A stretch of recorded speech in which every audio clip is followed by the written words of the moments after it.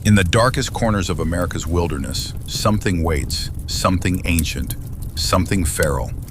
It walks like a man but stalks like a wolf. Witnesses call it the Dogman. These aren't legends born around campfires, they're real stories from real people. And tonight we dive into 4 of the most chilling encounters ever reported. Our first account dates back to 1887 in Wexford County, Michigan. 2 lumberjacks, Eli and Thomas, worked deep in the northern woods, clearing timber for the growing railroad industry. These were men of grit and survival, used to wolves, bears, and worse.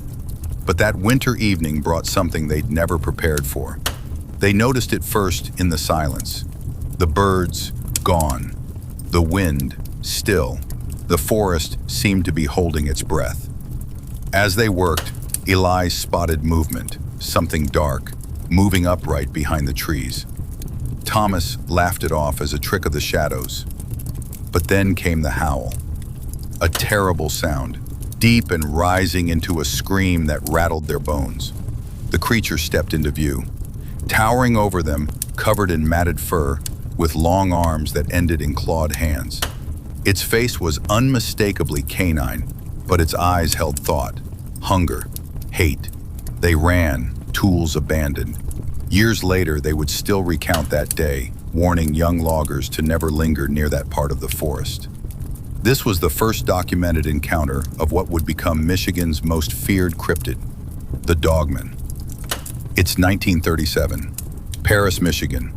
Robert Fortney, a World War I veteran and avid outdoorsman, often hunted alone near the riverbanks outside town.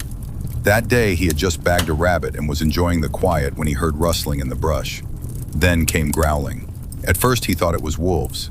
He'd seen packs before. But what emerged wasn't a wolf. It was taller, much taller, muscular, covered in dark fur. What terrified him most was that it wasn't walking on all fours. The creature was upright. 2 legs, its posture unnatural, its gait like that of a human, but with a predator's precision. Yellow eyes locked onto him, and he froze. More shapes gathered behind it. Normal dogs, growling and yipping. But this one, this leader, didn't bark, it just watched. Robert raised his rifle, fired once, then again. The thing didn't flinch until the 3rd shot grazed its shoulder, at which point it snarled and vanished into the underbrush. He made it back to town shaken and pale. To his dying day, he maintained, that was no dog, that was something else. This story laid the foundation for the Dogman's reappearance half a century later. Fast forward to December 1993, Ottawa County, Michigan. Ben, a 17-year-old high school student, had just returned from a friend's house. It was late. The roads were slick with fresh snow. He parked in the driveway, headlights casting long beams into the misty woods beyond his backyard. As he stepped out, he heard a heavy crunch in the snow. He turned, expecting to see a deer, or maybe his neighbor's dog. Instead, he froze. Standing near the edge of the woods was a massive figure. 7 feet tall easily, broad shoulders, a long snout. Its breath fogged in the cold air, and its eyes reflected the red of his brake lights. Ben screamed and stumbled back into his car, locking the doors. The creature didn't charge, it just stood there, watching, before vanishing into the trees. What's stranger is what happened exactly 1 year later. A local driver reported hitting a large animal on that same road, but when he got out to check, no body, just a tuft of thick gray fur stuck in the grill of the car. Lab analysis reportedly showed it wasn't from any known canine species. The sightings continued sporadically in that area for years, with locals calling it the Ottawa Howler. But the most infamous Dogman case? That comes from Elkhorn, Wisconsin, a quiet farming town, until the late 1980s. The sightings began along a stretch called Bray Road. People reported seeing a creature crouch by the roadside, eating roadkill, or chasing after cars. Sometimes it was just eyes in the dark, other times full body. One woman, driving home on Halloween night, saw something hunched over in the road. As she passed, it leapt onto her trunk, leaving deep scratches. She made it home and found claw marks running down the back of her car. A farmer reported seeing the creature in his cornfield multiple times. On one occasion, he claimed it watched him from the tree line for over 10 minutes, never moving. Local animals went missing. Pets vanished. Others returned injured, as if mauled by something much larger than a coyote or bear.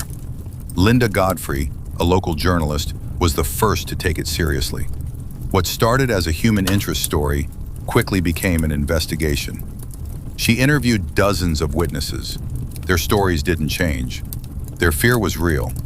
They all described the same thing: a hulking wolf-like creature, bipedal, intelligent, and not afraid of humans. What she uncovered wasn't myth, it was a pattern, and it continues to this day. Are these creatures relics of an ancient world, shapeshifters from forgotten myths? Or are they something else, something science can't yet explain? One thing is certain, those who've seen the Dogman never forget it, and they never walk in the woods the same way again.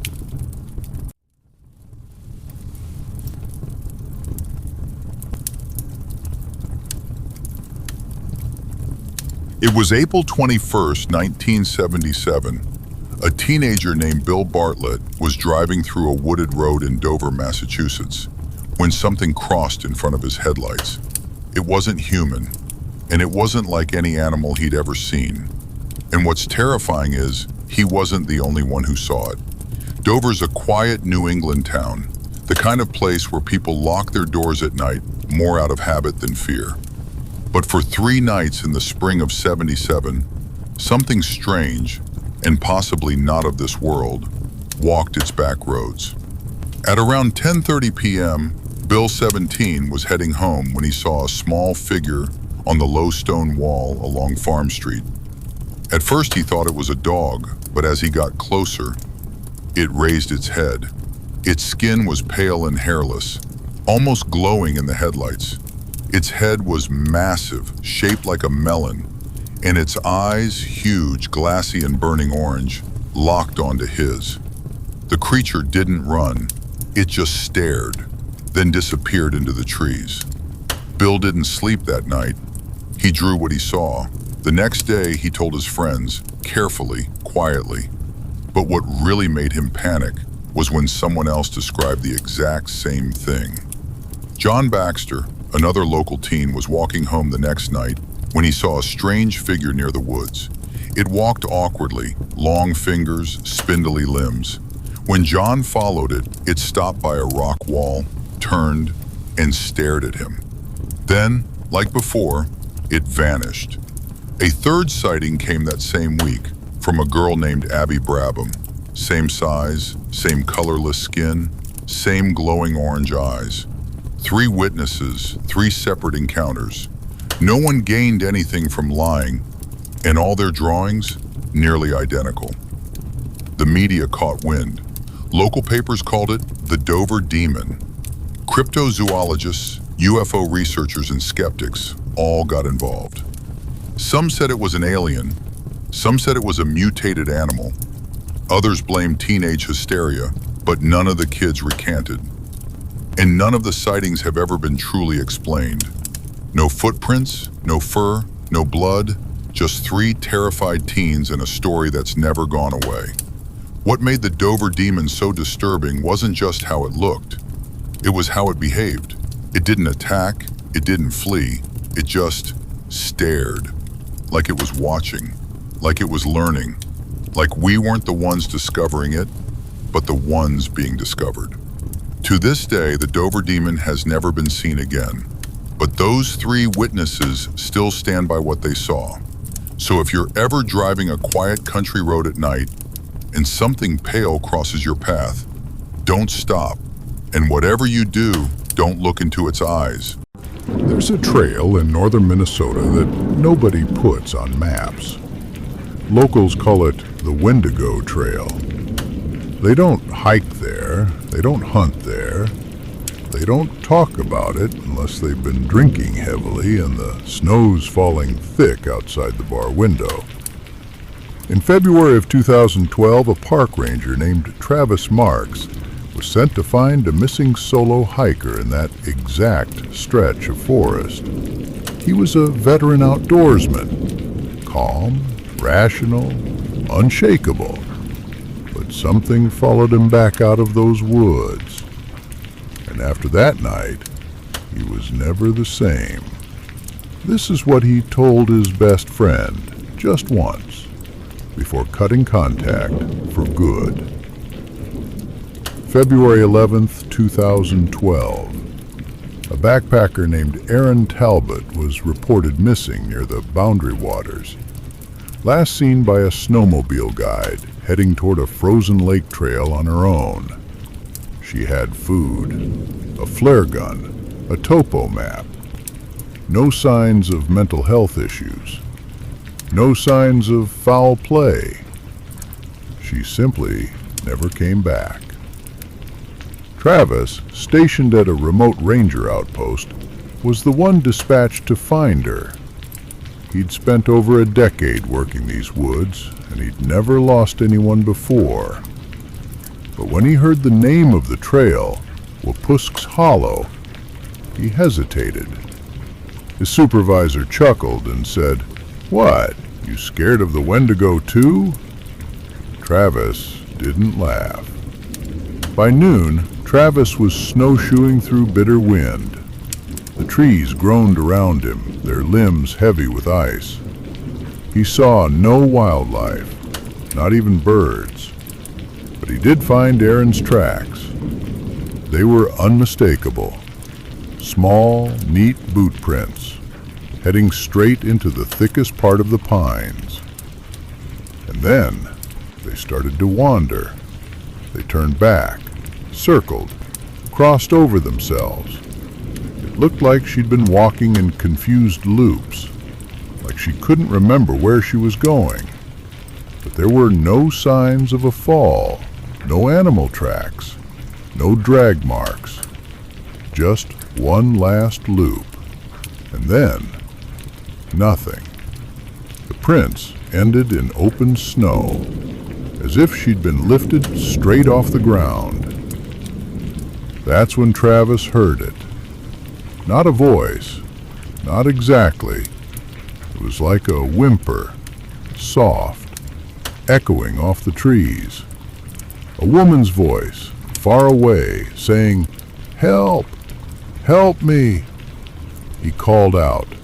No reply. He moved toward it, slowly, rifle raised. And that's when he saw something. A figure, too tall, too thin, grayish skin stretched tight over a skeletal body. It crouched between two trees, then vanished before he could blink.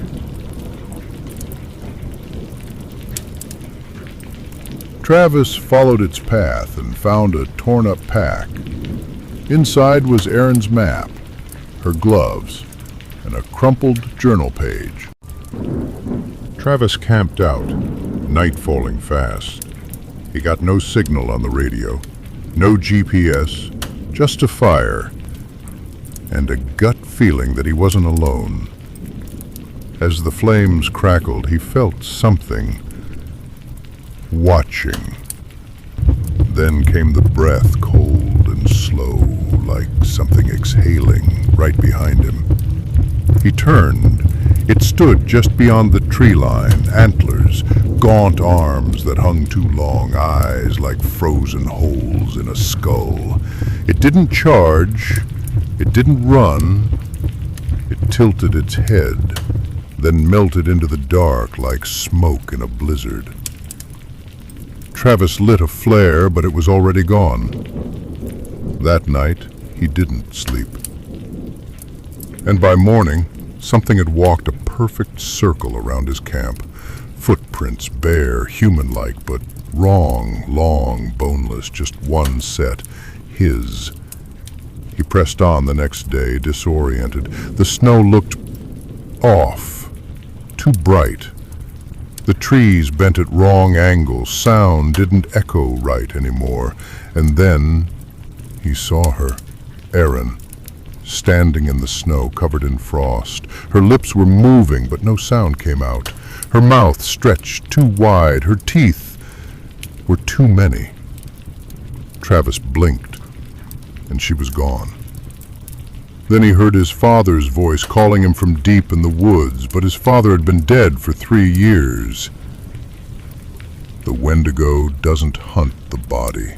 It starves the soul. It wears your memories like a mask. It waits until you want to stay and forget who you are.